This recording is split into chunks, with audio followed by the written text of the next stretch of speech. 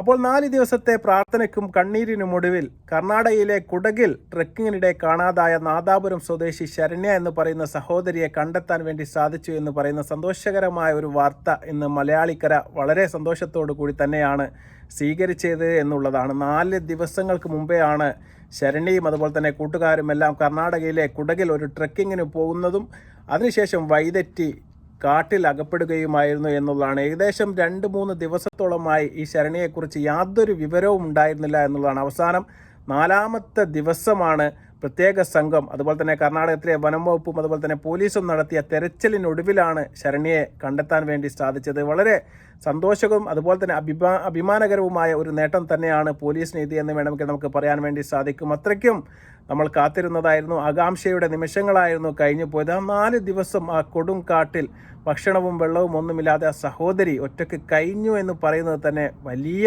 ഒരു നേട്ടം തന്നെയാണ്. കാരണം അത്രയ്ക്കും ചങ്കൂറ്റവും മനസ്സും കട്ടിയും എല്ലാമുള്ള ഒരാൾക്ക് മാത്രമേ ആ കാടിനെയും ആ അവസ്ഥയും എല്ലാം അതിജീവിക്കാൻ വേണ്ടി സാധിക്കുകയുള്ളൂ. ഏതായാലും എക്സ്പീരിയൻസ് എന്ന് പറയുന്നത് വലിയ ഒരു ഘടകം തന്നെയാണ്.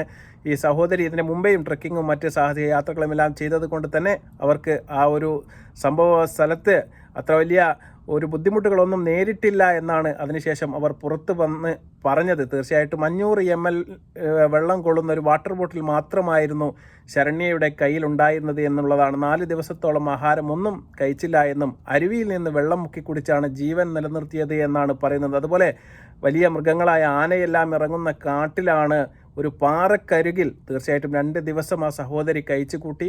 അതുപോലെ തന്നെ ഒരു ദിവസം വലിയ രീതിയിലുള്ള മഴ പെയ്യുകയും ചെയ്തു. അതിനെല്ലാം തീർച്ചയായിട്ടും അതിജീവിച്ചുകൊണ്ട് ശരണ്യ ഇപ്പോൾ തീർച്ചയായിട്ടും നമ്മുടെ മുന്നിലേക്ക് വന്നിരിക്കുകയാണ്. എന്താണ് ശരണ്യക്ക് രക്ഷപ്പെട്ടു വന്നതിന് ശേഷം പറയാനുള്ളത് എന്ന് നമുക്ക് കേൾക്കാം. വളരെ സന്തോഷത്തോടു കൂടിയാണ് മാധ്യമങ്ങളോടെല്ലാം തന്നെ ആ സഹോദരി പ്രതികരിക്കുന്നത്. നമുക്ക് അവരുടെ വാക്കുകൾ തീർച്ചയായിട്ടും വിലപ്പെട്ടതാണ്. നമുക്കതൊന്ന് കാണാം.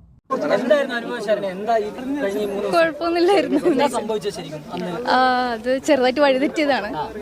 ഞാൻ താഴെ ഇറങ്ങിയപ്പോഴേക്കും മേലുള്ള ആൾക്കാരെ ഒന്നും കാണാൻ പറ്റിയില്ല. ടോപ്പിൽ കുറച്ചു പേരെ കണ്ടിരുന്നു. അപ്പൊ ഞാൻ അവരുടെ അടുത്ത് എത്താൻ വേണ്ടിയിട്ട് ലെഫ്റ്റ് സൈഡിലൂടെ കറങ്ങി വന്നു. അപ്പോൾ വന്നപ്പോഴേക്കും മേലെ ആളെ കാണാനില്ല, താഴെ കാണാനില്ല. സോ ഐ തിങ്ക് എനിവേ താഴോട്ടാണല്ലോ പോകേണ്ടത്. കുറെ താഴേക്ക് പോയി. കുറച്ച് കഴിഞ്ഞപ്പം പിന്നെ നെറ്റ്വർക്ക് ലോസ് ആയി. പിന്നെ ഫോറസ്റ്റ് നല്ല ഡെൻസ് ഫോറസ്റ്റ് ആയിരുന്നു. ഇല്ല ഇല്ല, എന്തായാലും ഒരു 500 ml വാട്ടർ ബോട്ടിൽ മാത്രമേ ഉണ്ടായിരുന്നു. 6:45 വരെ ഞാൻ നടന്നു. ലാസ്റ്റ് ടൈം ഞാൻ ലാസ്റ്റ് ടൈം ഞാൻ എൻ്റെ ഒരു ഓഫീസിലെ ഫ്രണ്ട് ഉണ്ട് യദു, അവനൊന്ന് കോൺടാക്ട് ചെയ്യാൻ ശ്രമിച്ചു. ഐ ലോസ് മൈ പാത്ത് ഇതിൻ്റെ ആരണ്യ സംതിങ് അതിൻ്റെ ഹെൽപ്പ് ലൈൻ നമ്പറിലേക്ക് വിളിക്കാവും മെസ്സേജ് ടൈപ്പ് ചെയ്തപ്പോഴേക്കും 1% ആയി, ഫോൺ ഓഫായി. പിന്നെ ഒരു 6:45 വരെ ഞാൻ നടന്നു.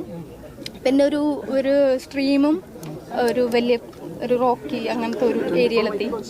അപ്പോൾ ഐ തോട്ട് പിന്നെ ഞാൻ ക്ലൈം ഡൗൺ ചെയ്യുകയാണെങ്കിൽ ഇറ്റ് വിൽ ബി ലൈക്ക് അവിടെ വന്നു. ഫസ്റ്റ് ഡേ മോർണിംഗ് കുറച്ച് കാലൊക്കെ വേദനിച്ചുകൊണ്ട് നടക്കേണ്ട വിചാരിച്ചു. സെക്കൻഡ് ഡേ ഐ തോട്ട് നല്ല വിസിബിലിറ്റിയുള്ള ഏരിയ ആണ് മേലെ. അപ്പോൾ ഡ്രോൺ അങ്ങനെ എന്തെങ്കിലും വരികയാണെങ്കിൽ കാണട്ടെ വെച്ചു. സെക്കൻഡ് ഡേ അവിടെ ഇരുന്നു. തേർഡ് ഡേ എൻ്റെ പ്ലാന് രാവിലെ 6 o'clock മേലത്തേക്ക് നടക്കുക എന്നായിരുന്നു. പക്ഷെ അന്ന് മഴ പെയ്തു നന്നായിട്ട്. ഉച്ചയ്ക്ക് മഴ പെയ്തു, വൈകിട്ടൊരു 1 hour കണ്ടിന്യൂസ് റെയിൻ ആയിരുന്നു. അപ്പോൾ എല്ലാം നനഞ്ഞു. അത് കാരണം പിന്നെ നെക്സ്റ്റ് ഡേ പ്ലാനും കൂടെ ഇതായി. ബിക്കോസ് രാത്രി ഉറങ്ങാനൊന്നും പറ്റില്ല, കംപ്ലീറ്റ് കോൾഡായിരുന്നു. പിന്നെ ഇന്ന് ഒരു 12 o'clock വരെ ഞാൻ വെയിറ്റ് ചെയ്തു. മീൻസ് എല്ലാം വെറ്റായിരുന്നു. ആനയുള്ള ഏരിയ തോന്നുന്നു. ഇല്ല, പേടി തോന്നിയില്ല. എന്തുകൊണ്ടാണെന്ന് എനിക്കറിയില്ല. അപ്പോൾ യാതൊരു പേടിയും ഭയപ്പാടും ഒന്നുമില്ലാതെയാണ് ശരണ്യ മാധ്യമങ്ങളോട് പോലും ഈ 4 ദിവസത്തിന് ശേഷവും വളരെ പക്വതയോടുകൂടി സംസാരിക്കുന്നു എന്നത് കാണുമ്പോൾ തന്നെ നമുക്ക് വലിയ ഒരു അഭിമാനമാണ്. കാരണം അതും ഒരു സ്ത്രീയാണ്. 4 ദിവസം ഈ ആനയെല്ലാം ഇറങ്ങുന്ന കാട്ടിൽ ആ ദുരിത ജീവിതമെല്ലാം കഴിഞ്ഞതിന് ശേഷവും വളരെ സന്തോഷത്തോടു കൂടി പ്രസൻ്റായിട്ടാണ് അവർ പെരുമാറുന്നത് എന്ന് കാണുമ്പോൾ തന്നെ വലിയൊരു സന്തോഷം തോന്നി. അതുപോലെ തന്നെ തടിയൻ്റെ മോൾ മലയിൽ വെച്ചാണ് ഇവർക്ക് വഴിതെറ്റിയത് എന്നും അതിനുശേഷം ഫസ്റ്റ് ദിവസം മണിക്കൂറുകളോളം അവർ നടന്നു.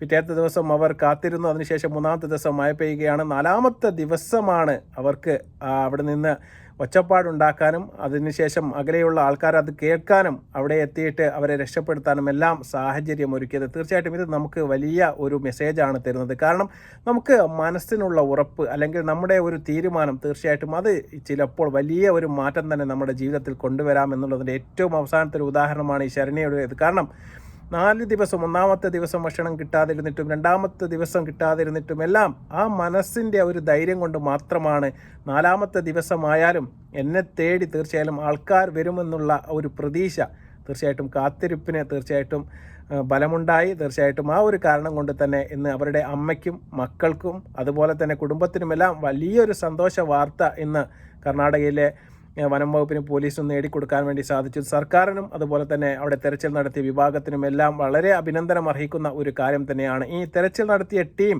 പറയുന്ന കാര്യങ്ങൾ കേട്ടാൽ തീർച്ചയായിട്ടും നമുക്ക് അതിശയപ്പെട്ടു പോകും. കാരണം മനുഷ്യന്മാർ അത്തരത്തിൽപ്പെട്ട കാടുകളിലേക്ക് പോയി തെരച്ചിൽ നടത്തുക എന്ന് പറയുന്നത് തന്നെ വലിയ ഒരു കഠിനമായ ഒരു പരിപാടിയാണ്. അത് എല്ലാം കഠിനമായ ആ പ്രവൃത്തികളെല്ലാം തന്നെ ചെയ്തുകൊണ്ട് അവരെ പുറത്തെത്തിച്ചതിന് ശേഷം അവർ മാധ്യമങ്ങളോട് പറയുന്ന കാര്യങ്ങൾ തീർച്ചയായിട്ടും അവർ പ്രാദേശിക പെട്ട ആൾക്കാരാണ്, അവിടെയൊക്കെ താമസിക്കുന്ന ആൾക്കാരാണ്. അവർക്ക് കൂടുതൽ ആ കാടുമായിട്ട് പരിചയമുള്ളത് കൊണ്ട് തന്നെയാണ് പെട്ടെന്ന് ആ മേഖലയിൽ കയറാനും അതുപോലെ തന്നെ ആ സൗണ്ട് നോക്കിയിട്ട് ആ മേഖലയ്ക്ക് സഞ്ചരിച്ച് അവരെ കണ്ടെത്താനും സാധിച്ചത് എന്നാണ് അവർ പറയുന്നത്. നമുക്ക് അവരുടെ ആ വാക്കുകൾ കൂടി ഒന്ന് കേൾക്കാം. വെറുതെ സ്ക്രീൻ ചെയ്ത് നോക്കും ആരെങ്കിലും കേൾക്കുമെന്ന്. അങ്ങനെ ഞാൻ കുറച്ച് ഒരുപാട് മേലേക്ക് കയറിയപ്പം ഒരു മരത്തിന്റെ സൈഡിൽ ഇങ്ങനെ ഇരിക്കായിരുന്നു. ആ സമയത്ത് ആരുടെയും സൗണ്ട് കേട്ടു. അപ്പം ഞാൻ സംസാരിക്കുമ്പോൾ എന്തോ റെസ്പോണ്ട് ചെയ്യുന്നുണ്ടായിരുന്നു. ഇവർ ആക്ച്വലി ഒരു 4 or 5 kilometers അവേ ആയിരുന്നു ആ ടൈം. വിത്തിൻ കുറച്ച് എത്ര മിനിറ്റ്സ് എനിക്കറിയില്ല, അത്രയും കുറഞ്ഞ സമയം കൊണ്ട് ഇവർ എൻ്റെ അടുത്ത് എത്തി.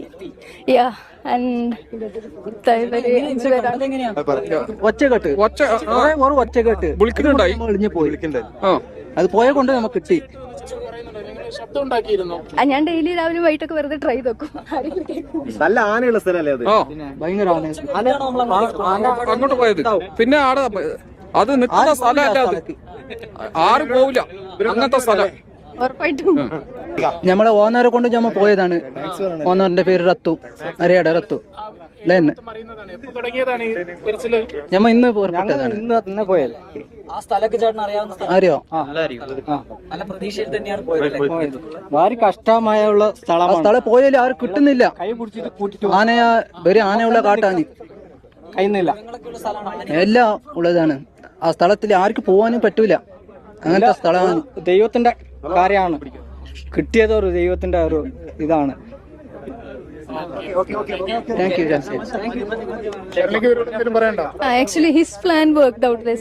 അപ്പോൾ ദൈവാധീനം കൊണ്ടാണ് രക്ഷപ്പെട്ടത് എന്നാണ് രക്ഷിച്ച ആൾക്കാർ തന്നെ പറയുന്നത്. വളരെ ഒരു അഭിമാനമായ നിമിഷം തന്നെയാണ്. അതുകൊണ്ട് തന്നെ അവരുടെ ആ വർത്തമാനം കേൾക്കുമ്പോൾ തന്നെ നമുക്കും വലിയ ഒരു ഇൻസ്പിറേഷനും അതുപോലെ തന്നെ ഒരു അഭിമാനമെല്ലാം തോന്നുകയാണ്. ഏതായാലും ശരണ്യ ചില മാധ്യമങ്ങളെല്ലാം കണ്ടതുപോലെ അനുമതി തേടാതെയൊന്നുമല്ല അവർ യാത്ര പോയത്. തമിഴ്നാട് വനം വകുപ്പിൻ്റെ അനുമതിയെല്ലാം വാങ്ങിയതിന് ശേഷം തന്നെയാണ് പോയത്. ഒറ്റയ്ക്ക് ട്രക്കിങ്ങിന് അനുമതി തേടിയെങ്കിലും അവർ കൊടുത്തിരുന്നില്ല. അതിനുശേഷം സംഘമാണെങ്കിൽ മാത്രമേ അനുമതി കൊടുക്കൂ എന്ന് പറഞ്ഞിരുന്നു.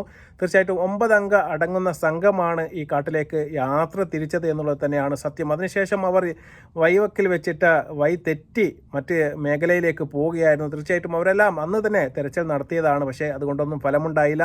ഈ മൊബൈലിൽ ചാർജ് കഴിഞ്ഞ് ഓഫായി പോയതാണ് വലിയ ഒരു പ്രശ്നമായി മാറിയത് എന്നുള്ളതാണ്. അതിനുശേഷം മറ്റാരുമായിരിക്കും അവർക്ക് ട്രാക്ക് ചെയ്യാൻ വേണ്ടിയിട്ടോ അല്ലെങ്കിൽ ആ റേഞ്ച് മുഖാന്തരം അവർക്ക് ബന്ധപ്പെടാനോ ഒന്നും തന്നെ സാധിച്ചില്ല. അതുകൊണ്ട് തന്നെയാണ് 3 ദിവസവും ഈ ശരണ്യ എന്ന് പറയുന്ന സഹോദരി കാട്ടിനകത്ത് അകപ്പെട്ട്. തീർച്ചയായിട്ടും ഇത്തരം സാഹസിക യാത്രകളും ട്രക്കിംഗ് എല്ലാം ചെയ്യുന്ന ആൾക്കാരോട് തീർച്ചയായിട്ടും പറയാനുള്ളത്, തീർച്ചയായിട്ടും എന്തെങ്കിലും ഒരു സേഫ്റ്റി മെഷർമെൻ്റ് എങ്കിലും നിങ്ങൾ എടുക്കണം. അറ്റ്ലീസ്റ്റ് ഒരു പവർ ബാങ്ക് എങ്കിലും കയ്യിൽ വെക്കണം. കാരണം മൊബൈൽ എന്നൊക്കെ പറയുന്ന ഇന്നത്തെ കാലത്ത് തീർച്ചയായിട്ടും നമുക്ക് ഒരുപാട് നടന്നാൽ എവിടെയെങ്കിലും എത്തിയാൽ തീർച്ചയായിട്ടും റേഞ്ച് കിട്ടും. ആ സമയത്ത് നമുക്ക് ഒന്ന് ലൊക്കേഷൻ ട്രാക്ക് ചെയ്യാനോ മറ്റൊക്കെ വളരെ എളുപ്പത്തിൽ സാധിക്കുന്ന ഒരു കാലത്താണ് നമ്മളിന്ന് ജീവിക്കുന്നത്. അതുപോലും നമ്മുടെ കയ്യിലില്ലെങ്കിൽ തീർച്ചയായിട്ടും ഇത്തരത്തിൽപ്പെട്ട കാട്ടിലെല്ലാം അകപ്പെടുകയാണെങ്കിൽ വന്യ ജീവികളൊക്കെ ഉള്ള സ്ഥലത്ത് തീർച്ചയായിട്ടും ജീവൻ തന്നെ ചിലപ്പോൾ അത് ഭീഷണിയായേക്കാം. അതുകൊണ്ട് അത്തരത്തിൽപ്പെട്ട യാത്രകളെല്ലാം ചെയ്യുന്ന സമയത്ത് സേഫ്റ്റി മെഷർമെൻറ്റ് തീർച്ചയായിട്ടും നമ്മൾ എടുത്തിരിക്കണം. അതുപോലെ തന്നെ ഒരു മുൻകരുതൽ എന്ന നിലയ്ക്ക് ഞാൻ പറഞ്ഞതുപോലെ പവർ ബാങ്ക് അടക്കമുള്ള ചാർജ് അടക്കമുള്ള കാര്യങ്ങൾ തീർച്ചയായിട്ടും നമ്മൾ കയ്യിൽ കരുതുകയും വേണം.